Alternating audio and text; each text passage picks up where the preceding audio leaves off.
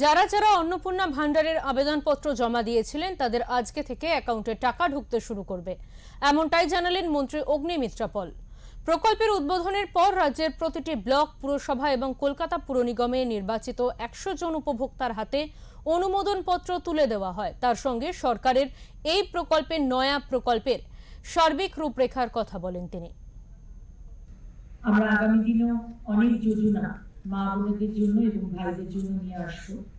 সেই কারণে আমাদের যে ফর্মটা আমরা দিয়েছি এবং যে ফর্মটা আপনারা অলরেডি ভিডিওতে দেখতে পেলেন, আমাদের ব্লক অফিস, এসডিও অফিস, আমাদের এমএলএ অফিস, বিভিন্ন জায়গা থেকে ফর্ম দেওয়া হচ্ছে এবং আজ থেকে অনলাইনেও আপনারা ফর্ম ভরতে পারবেন, ডাউনলোড করতে পারবেন।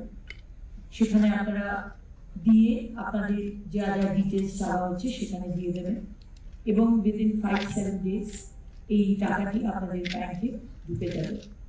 আমি ধন্যবাদ জানাই আমার এখানে উপস্থিত মাননীয় ক্যাবিনেট মন্ত্রীরা যারা রয়েছেন,